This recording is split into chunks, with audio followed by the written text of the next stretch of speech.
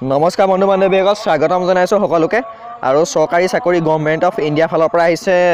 54টা post খালী হৈছে 54 আৰু তাৰ কাৰণে আপোনালোকৰ অনলাইন আবেদন চলি আছে তাত অকমৰ সকলো ল'ৰা ছোৱালী এপ্লাই কৰিব পাৰিব যদিহে কোৱালিফিকেশ্যনটো মিলে তো কেনেকুৱা ধৰণৰ কোৱালিফিকেশ্যন আহিছে মই সকলোখিনি জনাই দিম আপোনালোকে ভিডিঅ'টো চাই থাকিব তো এডভাৰটাইজমেণ্টটো আহিছে Indian council of forestry research and education ICFRE তো তাৰ পৰা আহিছে এইটো হৈছে আপোনালোকৰ গভৰ্ণমেণ্ট অফ ইণ্ডিয়া তথা চেণ্ট্ৰেল গভৰ্ণমেণ্টৰ চাকৰি হয় তো ইয়াৰ যিবিলাক পোষ্ট আছে এক্সাম চেণ্টাৰসমূহ হৈছে আপোনালোকৰ গুৱাহাটী আৰু যোৰহাটত হ'ব অসমৰ সকলৰ কাৰণে তো টোটেল আপোনালোকৰ 54 আছে পোষ্ট আনৰিজাৰ্ভৰ কাৰণে 23টা আছে EWS প্ৰাৰ্থীৰ কাৰণে 4টা OBC কাৰণে 16টা আৰু SC কাৰণে 7টা আছে আৰু ST কাৰণে 4টা আছে তো প্ৰথম পোষ্টটো হৈছে ফৰেষ্ট্ৰি তাৰ কাৰণে আপোনালোকৰ এডুকেশ্যন কোৱালিফিকেশ্যন লাগিব ফাৰ্ষ্ট ক্লাছ আপোনালোকে MSc ডিগ্ৰী কৰা হ'ব লাগিব ফৰেষ্ট্ৰি ফ্ৰম আণ্ডাৰ ৰিকগনাইজড ইউনিভাৰ্চিটিৰ পৰা যদি আপোনালোকৰ PhD ডিগ্ৰী থাকে তেতিয়াহ'লে ডিজাৰেবল দিয়া হ'ব সেকেন্ড হৈছে ফৰেষ্ট্ৰি হাইড্ৰলজি তাৰ কাৰণে আপোনালোকে MSc ডিগ্ৰী কৰা হ'ব লাগিব ওৱাটাৰ ৰিচাৰ্চ নাইবা water management hydrology soil and water engineering কৰা হ'ব লাগিব নাইবা আপোনালোকৰ BE নাইবা BTech কৰা হ'ব লাগিব এগ্ৰিকালচাৰ ইঞ্জিনিয়াৰিং নাইবা আপোনালোকৰ সিভিল ইঞ্জিনিয়াৰিং ইন স্পেচিয়েল আপোনালোকৰ ওৱাটাৰ ৰিচাৰ্চ হাইড্ৰলজি এইবিলাক থাকিব লাগিব বায়োটেকনলজি তাৰপিছত পোষ্টটো তো তাৰ কাৰণে আপোনালোকৰ MSc ডিগ্ৰী কৰা হ'ব লাগিব বায়োটেকনলজিত তেতিয়াহ'লে আপোনালোকে পোষ্টত এপ্লাই কৰিব পাৰিব সয়েল সায়েন্স তাৰ কাৰণে আপোনালোকে MSc ডিগ্ৰী কৰা হ'ব লাগিব এগ্ৰিকালচাৰত নাইবা আপোনালোকে MSc ডিগ্ৰী কৰা হ'ব লাগিব soil science and of agriculture chemistry এইবিলাক আপোনালোকৰ থাকিব লাগিব বটানী তাৰ কাৰণে আপোনালোকে MSc ডিগ্ৰী কৰা হ'ব লাগিব বটানীত লগতে আপোনালোকৰ ডিজাৰেবল দিছে PhD ডিগ্ৰী যদি থাকে তো আপোনালোকে ডিজাৰেবলটো নাথাকিলেও হ'ব তাৰপিছতো হ'ল আপোনালোকৰ কেমিষ্ট্ৰি তাৰ কাৰণে আপোনালোকে MSc ডিগ্ৰী কৰা হ'ব লাগিব কেমিষ্ট্ৰিত তেতিয়াহ'লে এপ্লাই কৰিব পাৰিব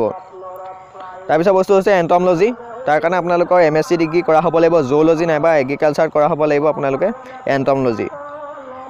তাৰপিছত আহিছে আপোনালোকৰ ফৰেষ্ট ইকনমিক্স তাৰ কাৰণে আপোনালোকে ফাৰ্ষ্ট ক্লাছত MSc ডিগ্ৰী কৰা হ'ব লাগিব এগ্ৰিকালচাৰ ইকনমিক্সত নাইবা আপোনালোকে MSc ডিগ্ৰী কৰা হ'ব লাগিব ফৰেষ্ট্ৰি অফ ৰিকগনাইজড ইউনিভাৰ্চিটিৰ পৰা প্লেন পেথলজি তো তাৰ কাৰণে আপোনালোকৰ MSc ডিগ্ৰী কৰা হ'ব লাগিব বটানী ফৰেষ্ট্ৰি নাইবা এগ্ৰিকালচাৰত কৰা হ'ব লাগিব তাৰপিছত আহিছে ওয়াট সায়েন্স টেকনলজি তাৰ কাৰণে আপোনালোকে MSc ডিগ্ৰী কৰা হ'ব লাগিব ওয়াট সায়েন্স নাইবা technology physics from A recognised ইউনিভাৰ্চিটিৰ পৰা তাৰপিছত হৈছে marine living research marine biology তাৰ কাৰণে আপোনালোকে MSc ডিগ্ৰী কৰা হ'ব লাগিব মাৰিন বায়'লজি নাইবা মেৰিন মাইক্ৰ'বায়'লজি এইবিলাকত আপোনালোকৰ ডিপ্ল'মা থাকিব লাগিব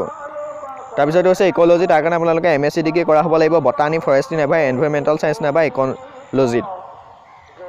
তাৰপিছত হৈছে ফৰেষ্ট জেনেটিক্স তাৰ কাৰণে আপোনালোকে MSc ডিগ্ৰী কৰা হ'ব লাগিব জেনেটিক্স এণ্ড প্লেন ব্লিডিং যিকোনো আপোনালোকৰ এটা থাকিলেও হৈ যাব নাইবা প্লেন আপোনালোকৰ জেনেটিক্স থাকিলেও হৈ যাব চিট টেকনলজি তাৰ কাৰণে আপোনালোকে MSc ডিগ্ৰী কৰা হ'ব লাগিব বটানী এগ্ৰিকালচাৰ আৰু ফৰেষ্ট্ৰি এইবিলাকত তো তাৰ কাৰণে সকলোবিলাকৰ পোষ্টৰ কাৰণে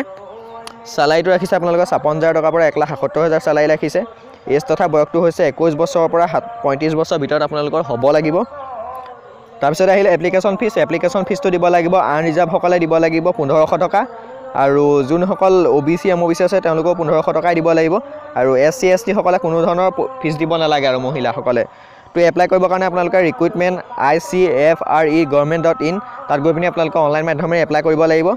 1 এপ্ৰিলৰ পৰা এপ্লাই হ'ব আৰু 15 মে'লৈকে আপোনালোকে এপ্লাই কৰিব পাৰিব তো ভিডিঅ'টো ভাল লাগিলে আপোনালোকে কমেণ্ট কৰিব আৰু যোনখিনি আপোনালোকৰ ফ্ৰেণ্ড আছে এগ্ৰিকালচাৰ কৰা বা এনেকুৱা MSc ডিগ্ৰী কৰা তেওঁলোকে ভিডিঅ'টো শ্বেয়াৰ কৰি দিব